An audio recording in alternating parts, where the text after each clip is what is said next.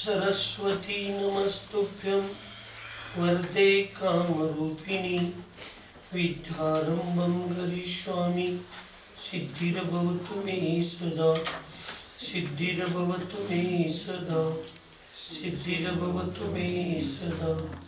पंच परमेष्टि भगवान की अहिंसा में विश्व धर्म की सिद्धांत शास्त्र की चारित्र चक्रवर्ती 20वीं सदी के प्रथमाचार्य शांति सागर जी महाराज की, संत शिरोमणि आचार्य गुरु विद्यासागर जी महाराज की, शांत मूर्ति वात्सल रत्नाकराचार्य गुरु सन्मति सागर जी महाराज की, 3 कम 9 करोड़ महामणि राजों की।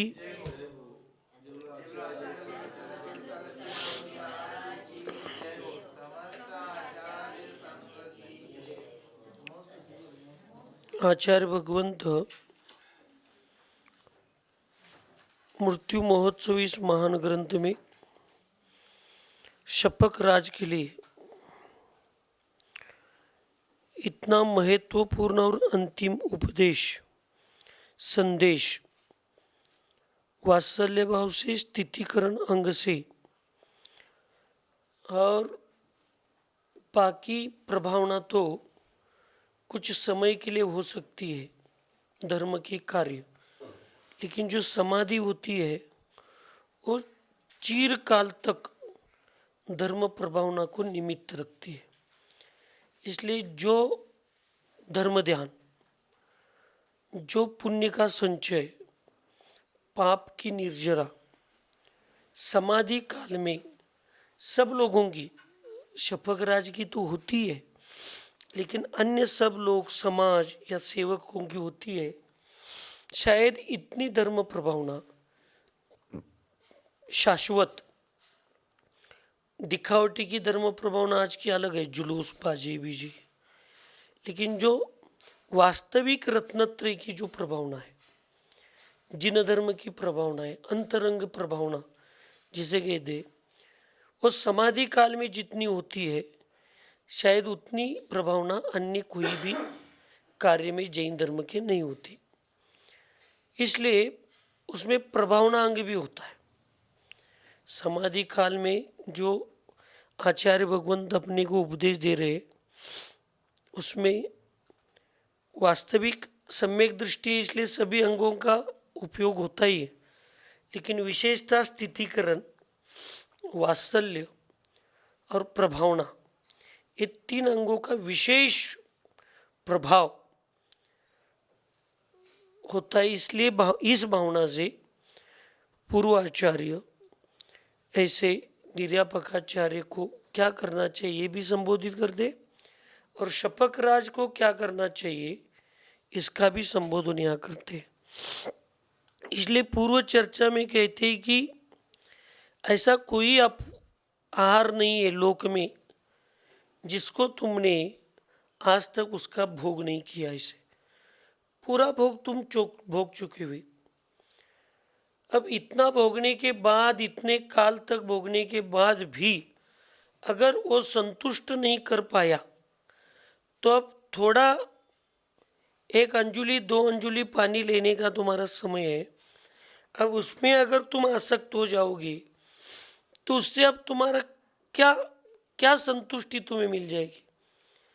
इसलिए उस विषयों के ऊपर तुम विजय कर लो, उसके ऊपर पुरुषार्थ करो, उसकी तृप्ति के प्रति मत करो, उसके ऊपर उसको तुम वशीभूत करो, उसके वशीभूत मत हो। ऐसे कहते हुए आज कह रहे, अरे जीवा स्पर्श मात्र हुआ अर निगले है, श्रेष्ठ मनवांचित हूँ आहार एक क्षण में, जीवा का मूल को उल्लंघन करे, एक जीवा का अग्रही स्वाद जाने, जीवा नाही भिड़े तितने ही काल स्वाद नाही। अरे जीवा ते पार उतरिया की जिहा के स्वाद नहीं। जो जीवा का अग्रभाग है वो स्वाद का संतुष्टि का कारण है। अब वो उसके अग्रभाग से जब तक है तब तक तुम्हें स्वाद का अनुभव कर रहा है, उसके पीछे जाता और एक बार इसके नीचे चला गया तो कोई स्वाद नहीं और कुछ नहीं। जिस वस्तु को हम इतने प्यार से, प्रीति से, आनंद से, उत्साह से आज स्वीकार रहे हैं, उसी वस्तु को कल देखने के लिए भी सुबह हमारी भावना नहीं होती, घृणात्मक भावना होती है। इसलिए भैया हमारे आचार्य महाराज सन्मत सागर जी कहते थे कि गया घाटी हुआ माटी, कंठ के नीचे जाएगा तो वह सुवर्ण घास भी क्यों ना हो जाएगा, उसकी माटी होती है। इसलिए कितना काल है वो, अब मुंह पर कितने समय तक रखते हैं हम, जीवा पर, रसने इंद्रिय पर। कोई भी अच्छी चीज लगती है तो कितने समय तक रख के लेते हैं हम, और रख के लेंगे भी तो वह स्थिर रहेगी क्या, अपने आप उसका रस होकर पेट में चला जाता है। तो ये जो विषय तुम समझ के ले लो, और एक नमेश मात्र आहार का स्पर्श का स्वाद है, जिसके निमित्त घोर दुर्ध्यान करे। 1 मिनट से ज़्यादा कोई उसका आनंद आता ही नहीं है, और उसके लिए तुम इतना घोर दुर्ध्यान कर रहे हो, महासंकट भोगे है, महासंकट भोग रहे हो, और भोजन करके वांछारहित नहीं होए। इसलिए भोजन करके भी वांछा रहित जो जीना चाहिए वो तुम नहीं जी रहे हो। इसलिए कितना भी तुम वृद्धि से खाओ, भक्ति से खाओ, दोनों हाथों से खाओ, पेट भर के खाओ, लेकिन उसका आनंद 1 मिनट से ज़्यादा नहीं, और वो भी ज़्यादा हो जाएगा तो जो आनंद के लिए निमित्त है वो दुख के लिए निमित्त होता है। फिर वही भोजन क्या होता है, आहार दुख के लिए निमित्त होता है। जो निरोगी बनने के लिए खा रहे उसकी मात्रा भी ज़्यादा हो गई तो और रोगी बनने के लिए निमित्त होता है, यानी उसका स्वभाव भी स्थिर नहीं है, उसका स्वभाव भी स्थिर नहीं है। इसलिए तुम उसके प्रति वांछा मत करो, वांछा रहित जीवन जीवो।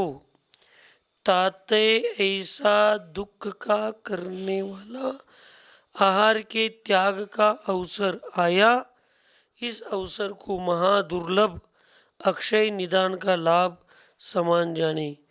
इसलिए दुख करने वाले इस आहार के त्याग का अवसर है, दुख का ही कारण है आहार, क्या है। और ये दुनिया किस लिए कर रही है सब, इतना अर्थ रौद्र ध्यान क्यों कर रही है। कल परसों के दिन किन्नी टोल नाका से लेकर वाठार तक, ये जो 5, 6, 7 किलोमीटर का एरिया है, उसकी एरिया में ट्रैवलर्स बड़ी बस जो रहती है उसमें दरोड़ा पड़ गया, यानी डाका डाल दिया। जवान बच्चे थे डालने वाले, 24 घंटे में उनको पकड़ लिया। 1.25 करोड़ से लगभग कीमती का सोना चांदी वगैरह सामान लूट लिया था उन्होंने। कितने उम्र के बच्चे हैं, 25 से लेकर 30 साल की उम्र के तीनों बच्चे हैं, हाथ में हथियार लेकर उसमें डाल दिया। जिन्होंने सूचना दी थी उस गाड़ी का चालक था, उसने सूचना दी थी इसमें माल आया है ऐसे। तो उसका कारण क्या है, आज न्यूज़पेपर में आया है। ये बच्चों को कर्जा हो गया, और कर्जा किस लिए हो गया, नशे की आदत लग गई, रोज बाहर खाना पीना, मजा मौज मस्ती, और इसके वशीभूत होकर उनका कर्ज बढ़ गया। अब उसको चुकाने के लिए और भविष्य के लिए मजा मस्ती करने के लिए ऐसे गलत कार्य को उन्होंने चुना। और तीनों बच्चे वेल ग्रेजुएटेड है, अच्छे पढ़े लिखे बच्चे। जो भी संसार का पाप हो रहा है उसमें से 90% पाप ये मौजू मस्ती खाने पीने के लिए। जड़ जोरू जमीन, जड़ यानी संपदा, जोरू यानी स्त्री, और जमीन यानी ये मेरी क्या सीमावाद।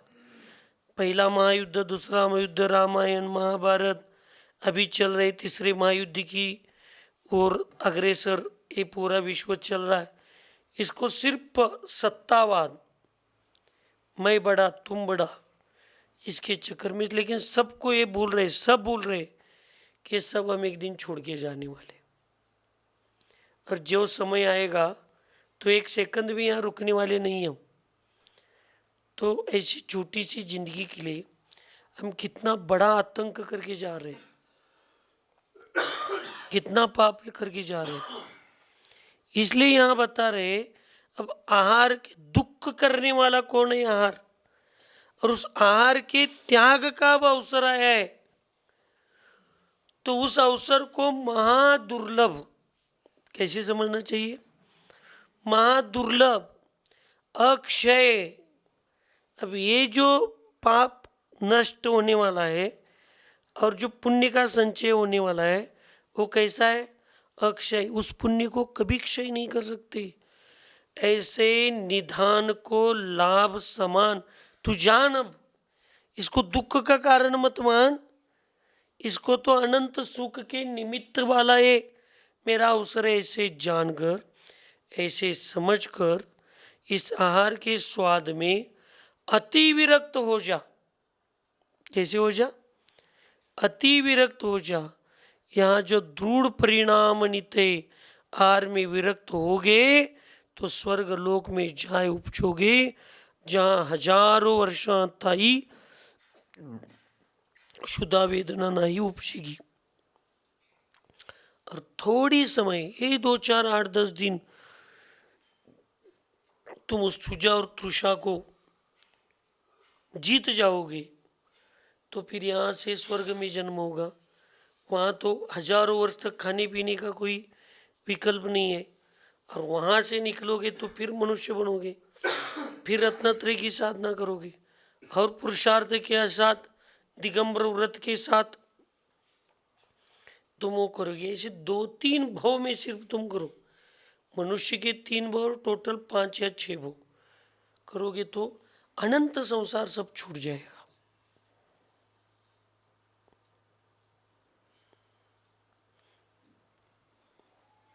इसलिए जहाँ जितना सागर प्रमाण आयु तितना हजार वर्ष पर्यंत जो भोजन की इच्छा ही नहीं उपजे, जिस स्वर्ग में जिस देव के इसमें जन्म होगा उस देव की जितनी सागर तक आयु है उतने हजार वर्ष तक वहाँ पे खाने पीने की कोई व्यवस्था का कोई विकल्प नहीं है। जैसे सौधर्म इंद्र की शायद 2 सागर तक है, तो सौधर्म इंद्र ईशान इंद्र इन दोनों स्वर्गों में 2000 वर्ष तक खाने की कोई जरूरत नहीं, और 2000 के बाद भी कोई खाना नहीं है। सिर्फ इच्छा की भावना की, कंठ से अमृत झर गया, फिर 2000 वर्ष तक कुछ खाना नहीं पीना नहीं। ऐसे आगे आगे स्वर्ग को समझ लेना है। तो इसलिए यहाँ पे ये समझ के लेना चाहिए, और ये सिर्फ ऐसे नहीं समझना कि स्वर्ग को देवों की ऐसी व्यवस्था है। ये तो भाई पूरे देवगति की ऐसी व्यवस्था है। इसलिए यहाँ जो व्यंतर ज्योतिष भवनवासी ये जे देव है वो देव भी कुछ बाहर की व्यवस्था की खाते पीते नहीं है। और हम इन अन्य धर्मियों के संगति में जाकर या ऐसे अपने भी जैन धर्म के ऐसे कोई साधुओं के चक्कर में पड़े जो संसार में फंसा रहे, अनंत संसार को बढ़ाने को निमित्त बना रहे, ऐसी देवी देवताओं की पूजा पूजा पूजा इनके चक्कर में उनको खुश करने के लिए ये देवी देवता खाते, ऐसा करते, उनके पास ऐसे चढ़ाना चाहिए, ये करना चाहिए, इसके चक्कर में अवर्णवाद और ये अवर्णवाद ईर्ष्या से कहाँ तक गया? देव का नाम गोमुख है, देव का नाम गोमुख है।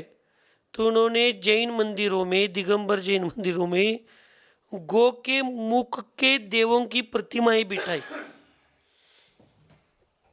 बल्कि आचार्य भगवंत उमा स्वामी महाराज जी कहते हैं तत्वार सूत्र में कि देवगति के सब जीव सम चतुरस्र संस्थान वाले होते, दिखने में सुंदर होते हैं।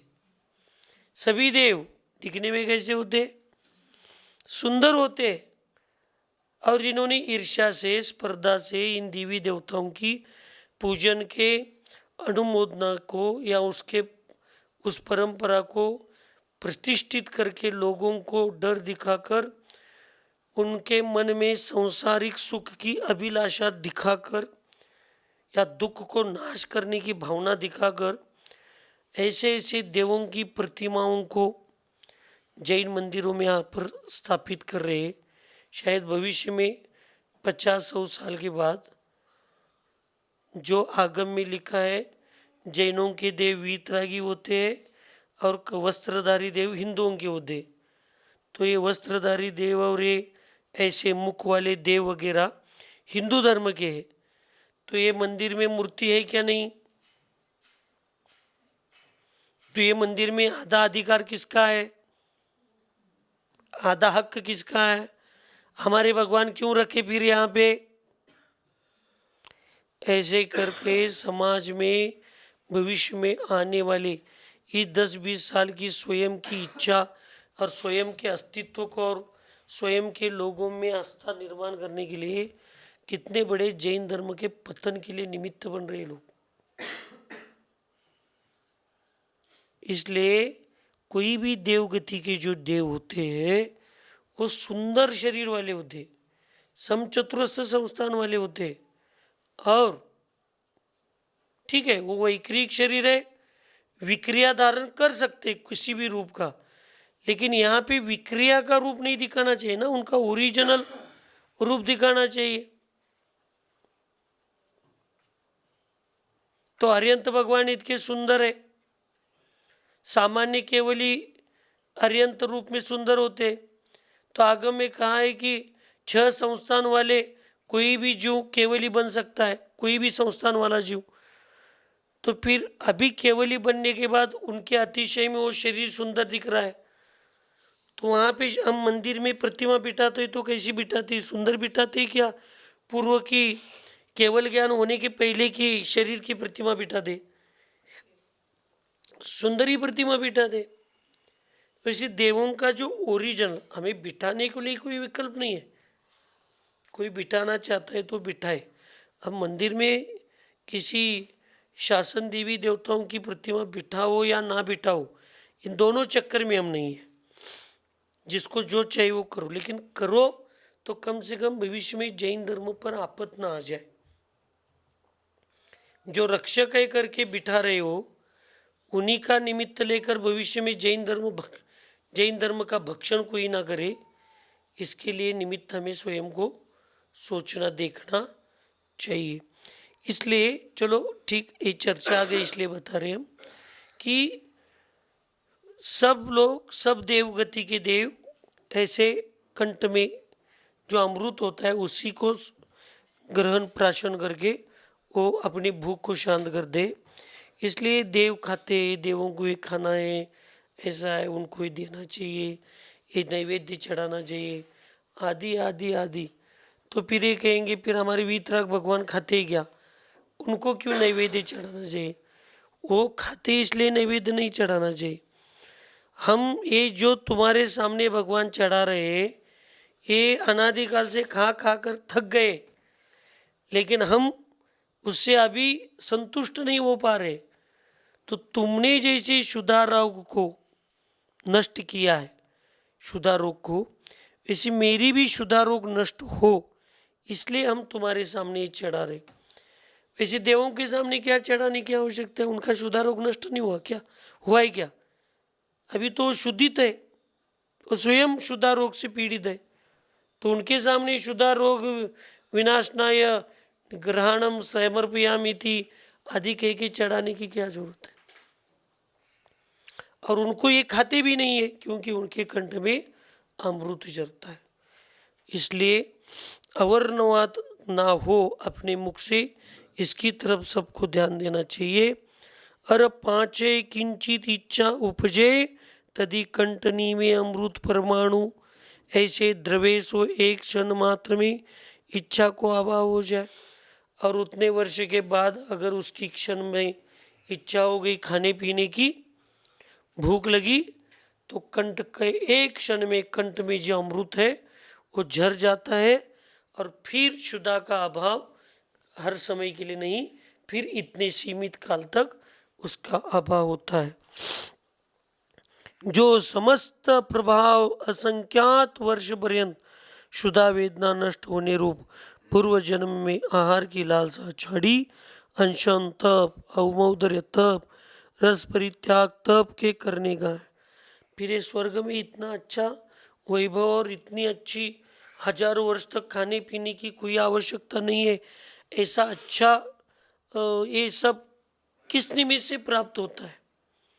तो कहते हैं मुनि अवस्था में अनशन तप, अवमौदर्य तप आदि रस परित्याग तप के करने से, उस तप के प्रभाव से ऐसे सम्यक दृष्टि उच्च कोटि के देवों में जन्म होता है और वहाँ पे भी ये सब पुण्य के उदय से ये सब करने के लिए मिलता है। ये त्रियंच मनुष्य गति में इच्छो शुद्धा तृषा रोगादिक दुख अनंत काल ते भोगे, सो समस्त आहार की लंपटता का प्रभाव है। इस त्रियंच और मनुष्य गति में जो शुद्धा तृषा आदि रोग से हम दुख भोग रहे, उसका कारण क्या है? अब देवगति में ये सब मिलने का कारण पूर्व पर्याय में साधु बनकर अनशन रस परित्याग और अवमौदर्य तप आदि करने का फल अच्छा बताया, और एक खाने पीने की इतनी रद्दता हो रही, इसका फल, इसका कारण क्या है? तो पूर्व में शांत पूर्व में अनंत काल तक एक खाने पीने की जो ग्रद्धता है, जो खाने पीने के प्रति हमने आसक्ति की, उसी का तो फल मनुष्य और त्रियंच गति में आज भी हम खाने पीने के ग्रद्धी। पूर्व संस्कार ही होते, अच्छे तो भी पूर्व संस्कार है, गलत है तो भी पूर्व संस्कार है। इसलिए हमने 2-4 बार ऐसे कहा था, चिंतन के साथ, बहुता के साथ नहीं। आचार्य श्री ने जो इस पर्याय में जो ये पूरा दिगंबर मुद्रा का भोग, रत्नत्रय का भोग आनंद के साथ भोगा है, ये सब पूर्व पर्याय का पुण्य भोग रहे। इस पर्याय में जो साधना की है उन्होंने, उसका तो फल वो अगले पर्याय में और ज़्यादा मात्रा से वो भोग लेंगे।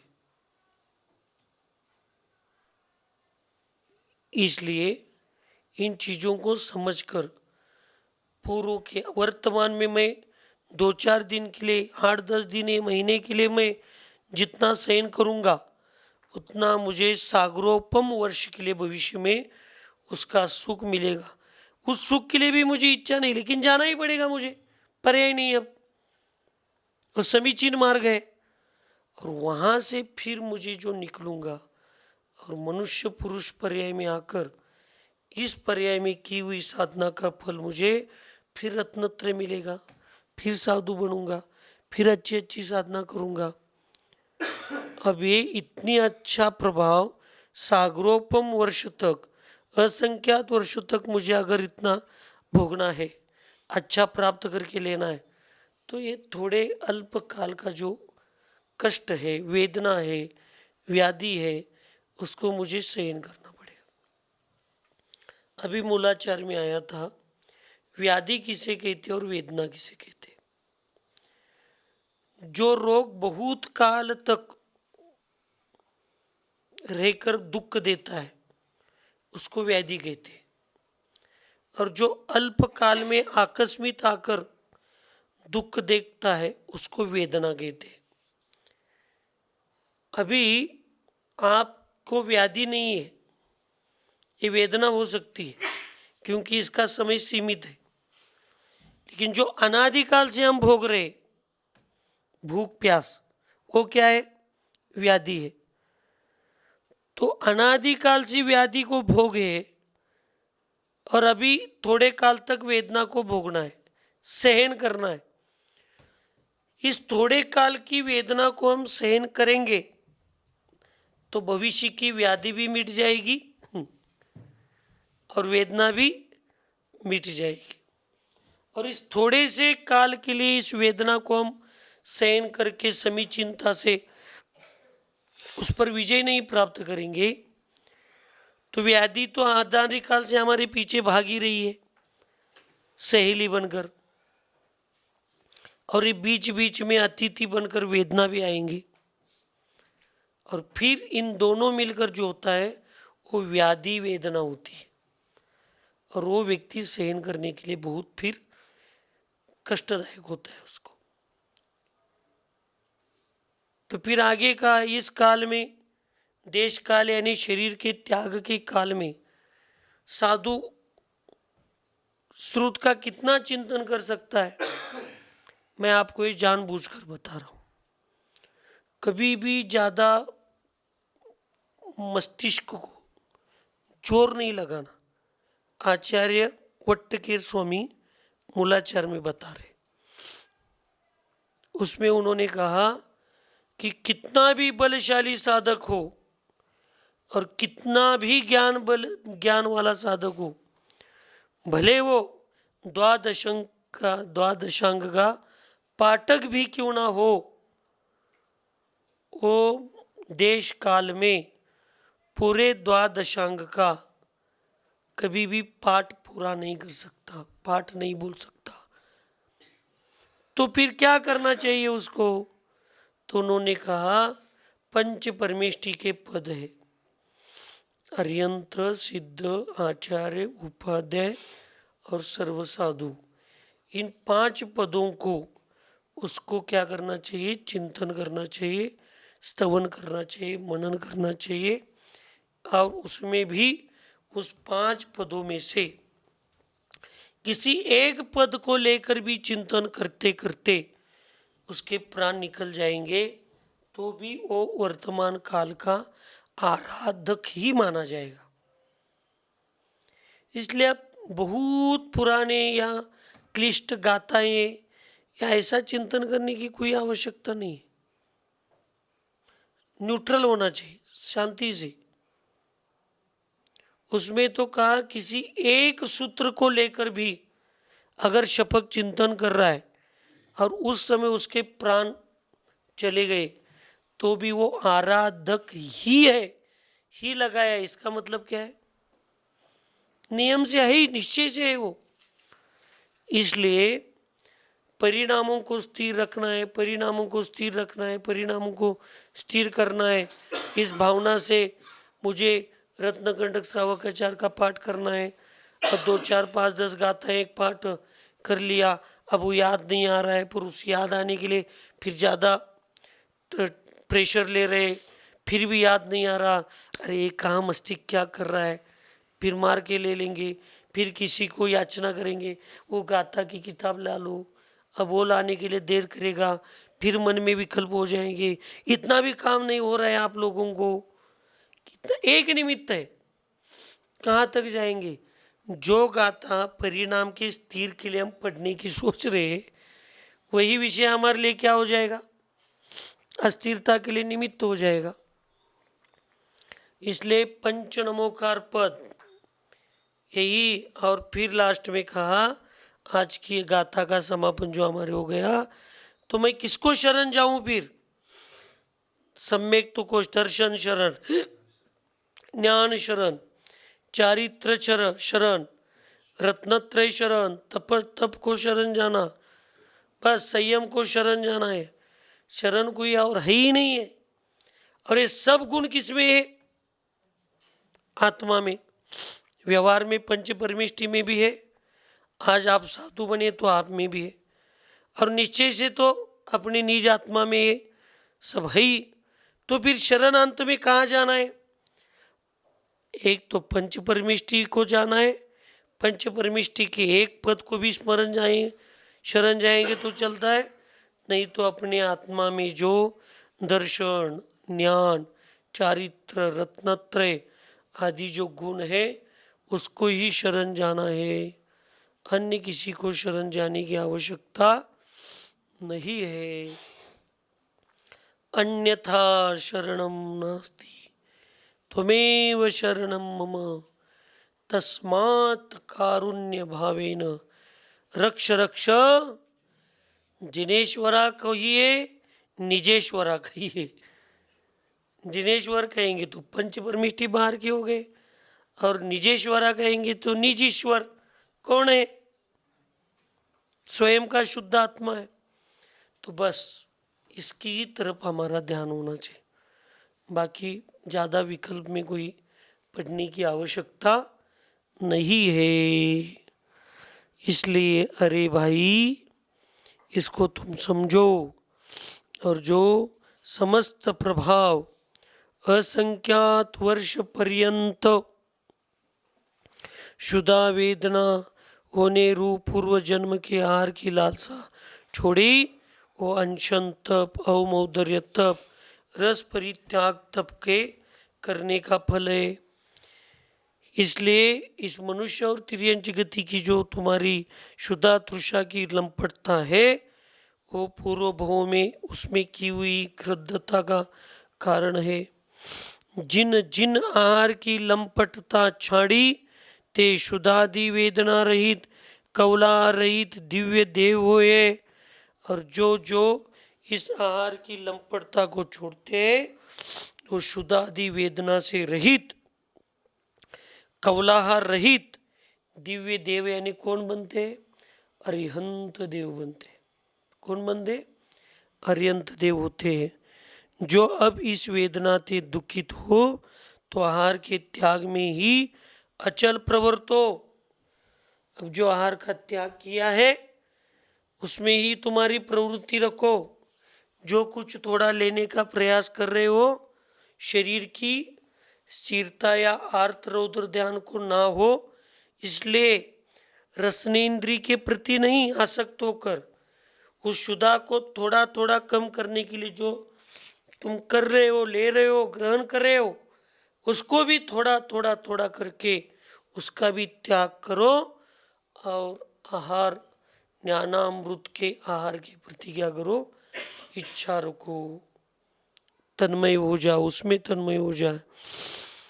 जो अब इस वेदना से दुखित हो तो आहार के त्याग में ही अचल प्रवृत्त हो। जो अल्प काल में वेदना रहित कल्पवासी देवनी में जाय उपजो, और आहार भक्षण कर कई तो वेदना रहित नहीं वो वे गए। इसलिए जो अल्प काल में वेदना से रहित कल्पवासी देव में जाय उपजा है, वह आहार के भक्षण करके वेदना रहित नहीं हो जाओगे। फिर इधर उधर कहीं तो भटकना पड़ेगा, फिर उसी खाने पीने के चक्कर में जाना पड़ेगा, और फिर अनादिकाल से जो दुख वेदना व्याधि आदि को भोग रहे उसको फिर आगे करना पड़ेगा। इसलिए स्वभावमती माता जी यानी सबके लिए मुझे पकड़ के, लेकिन कोई भी शास्त्र जब लिखते तो एक का निमित्त मुख्य होता है। जैसे नेमिचंद्र को मुख्य, नेमिचंद्र आचार्य ने उनको चामुंड राय को मुख्य करके जीव कांड, कर्म कांड आदि की रचना की। वैसे किसी का नाम लेते इसका मतलब उनके प्रति बोल रहे ऐसा नहीं, उनको मुख्य लेकर सबको बोल रहे, ऐसे पकड़ना। जब भी कोई बोलता है ना अपनी प्रति, आहार के प्रति हो या किसी भी व्यवस्था के प्रति कोई भी अपने को बोलता है, वास्तविक भगवान के सामने आप बैठो, सब लोगों को बता रहे और चिंतन करो उन्होंने बोला है वो सही है या गलत है। देखो, चोर और डाकुओं को भी लगता है हम सही कर रहे हैं, वाल्या कुड़ी को भी लगता था कि मैं थोड़ी मेरे लिए कर रहा हूँ, ये तो मेरी परिवार की जिम्मेदारी, मुझे करना ही है। उसको भी कभी गलत नहीं लगा। लेकिन जिस परिवार के लिए कर रहे हो तुम्हारे भागीदार है क्या, वो पूछ के आज जाओ कहने पर कोई भागीदार बनने के लिए तैयार नहीं हुआ। तब वो कहते हैं कि नहीं, ये मैंने गलत किया। तो कभी हम लोग स्वाध्याय में आप लोगों को बोलते हैं, कभी मुझसे बड़े लोग मुझे कोई बोलते हैं, या कभी माता जी ने कुछ बोला होगा या कुछ भी किया होगा। तो भगवान के सामने बैठकर हम अपने मन को पूछना, सही में ऐसा है क्या जो सामने वालों ने मुझे बोला है खाने पीने दवाई आदि आदि के बारे में, वास्तविक मैंने ऐसे दोष मुझ में है क्या? है तो मुझे अंतरंग से स्वीकार करके उसको दूर करना चाहिए। नहीं है तो ये बड़े लोग भविष्य में ये मुझे दोष ना लगे, शायद मैं उसकी तरफ बढ़ने की या मेरा मुख उस तरफ हो रहा है ऐसे उनको लगा होगा। इसलिए भविष्य के धोखे को समझकर आज वो मुझे जागृत कर गए किए, ऐसे समझकर कभी किसी के प्रति मन में गलत भाव नहीं लेना। अगर सही है तो परिवर्तन के लिए निमित्त बनाना, और गलत है ऐसे मेरी कुछ गलती है ही नहीं, तो एक तो मेरे भविष्य के अच्छे लिए बता रहे ऐसे समझ को स्वीकार करो, या वो गलत को मिथ्या समझकर मिथ्या की तरफ ध्यान नहीं देना ही सम्यक दृष्टि का लक्षण है। उसका विकल्प छोड़ दो, आप कोई विकल्प नहीं करना है उसके प्रति। तो इसलिए इन चीज़ों को समझना चाहिए। देखिए, आगम में चर्चा होती है, स्वाध्याय आता है, तो बड़ों का या जो भी पढ़ा रहे उनका कर्तव्य है जो है वो बताना चाहिए, और उसमें जो जिसकी गलतियां दिख रही है ऐसे हम आरोप नहीं करेंगे किसी के भी प्रति, लेकिन दिख रही है, इसे लग रहा है, तो उसको सूचित करना जरूरी होता है।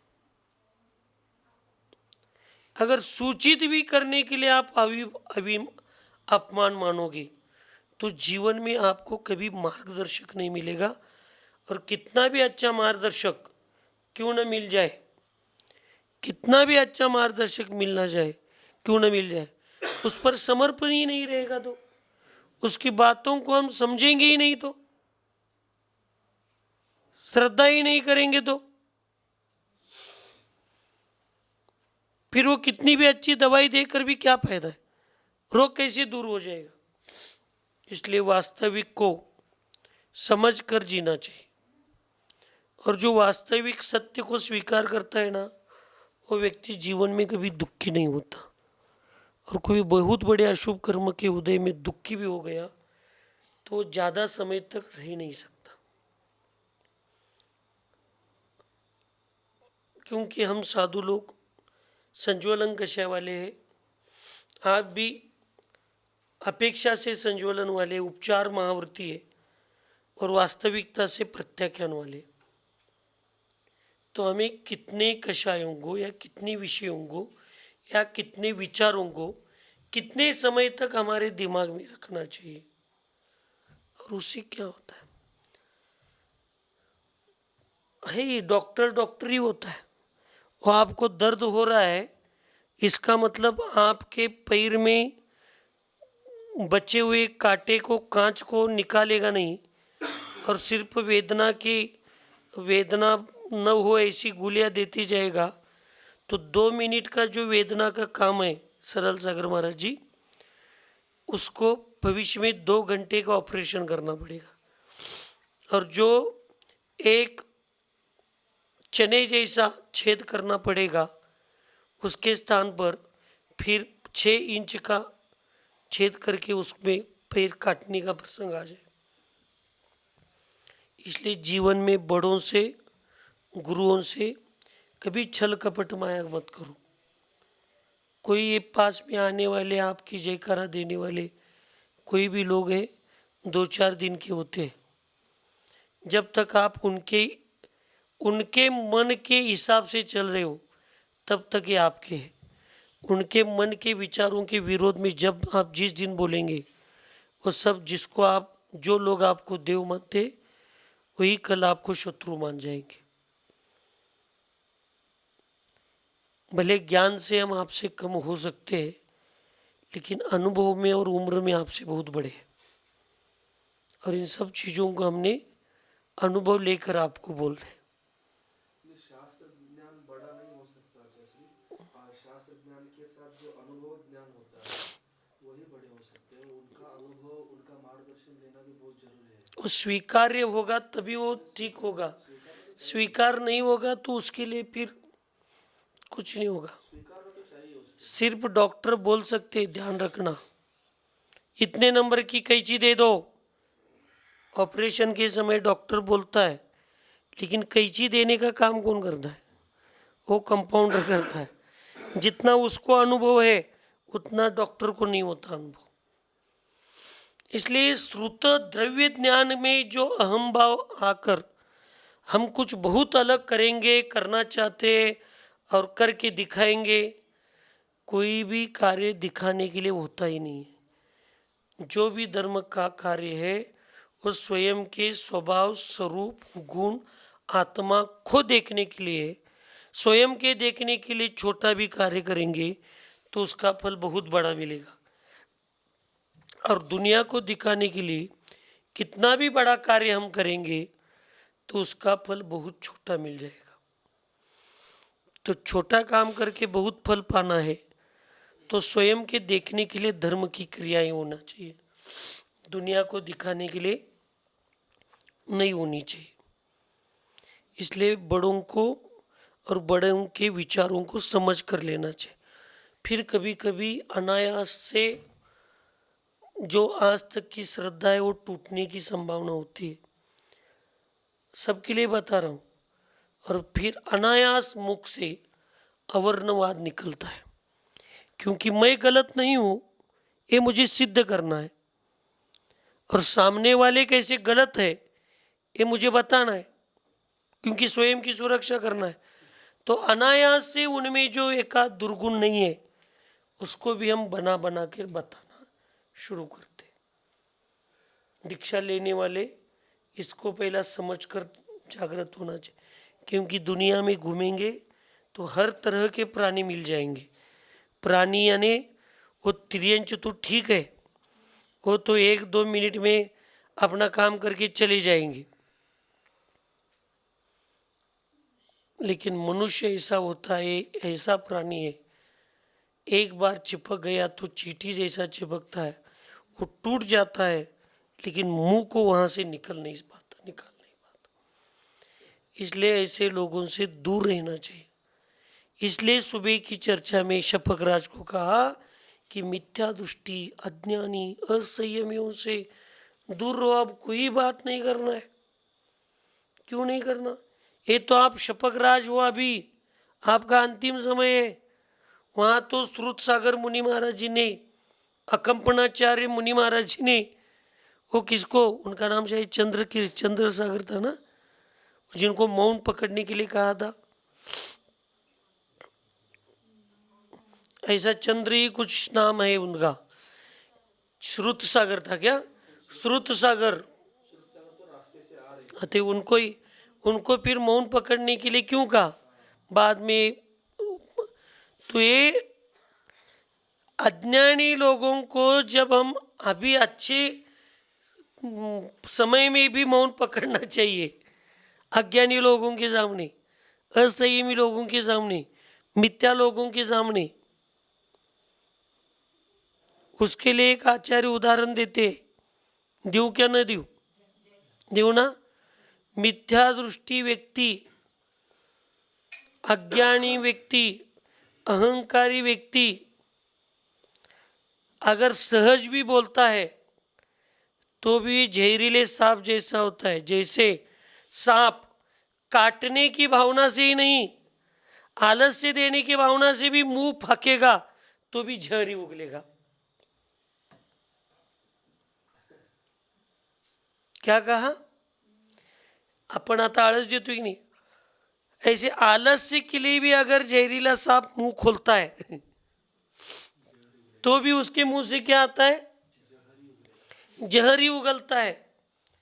ऐसे अज्ञानी मिथ्या दृष्टि जो जीव होता है, वो अज्ञानी मिथ्या दृष्टि जीव किसी की स्तुति करने के लिए भी प्रीति की भाषा भी करेगा तो भी वो जहर जैसा ही होता है, क्योंकि हमारे लिए बाधक होता है। और कोई ज्ञानी जीव, सम्यक दृष्टि जीव किसी के अच्छे करने के भाव से क्रोधित होकर भी वो मुंह खोलेगा तो भी उस मुंह से अमृत ही आ जाएगा, जैसे कमल या गुलाब परागकण, पराग जो रहता है उसको जो फूल पराग छोड़ते, मीठा छोड़ दे, उसे गुस्से से भी छोड़ेंगे तो भी उस पराग की मधुरता मधुरता ही होती है, उस मध की मधुरता मधुरता ही होती है। हमारे आचार्य भगवान सन्मति सागर महाराज जी बार बार कहते थे, हम लोगों को अक्ल उनके जाने के बाद आ गई, वैसे आप लोगों को अक्ल शायद हम जाने के बाद आने वाली हो तो हम कुछ बोल नहीं सकते, लेकिन फिर भी बताते, हमारा कर्तव्य इसलिए।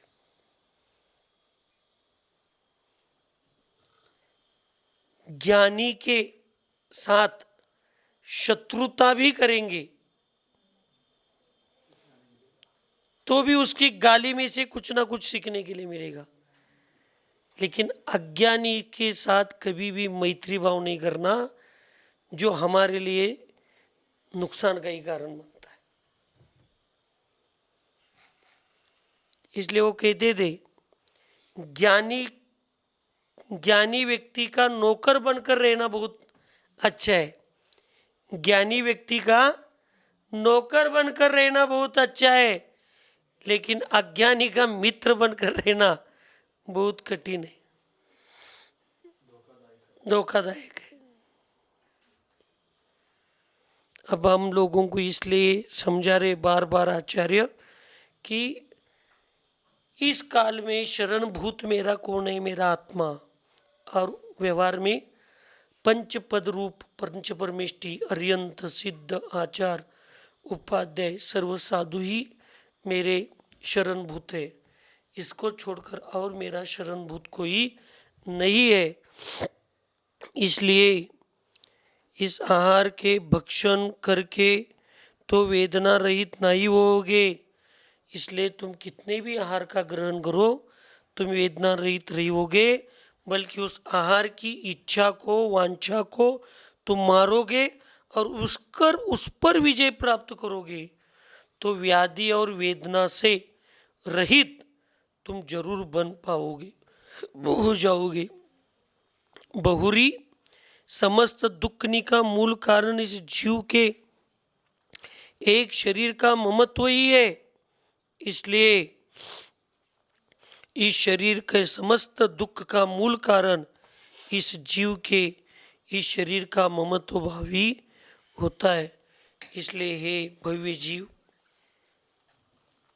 हे रत्नत्रय धारक, हे समाधि के महायोद्धा, इस भव को अनंत संसार को नष्ट करने वाले हे सुभट,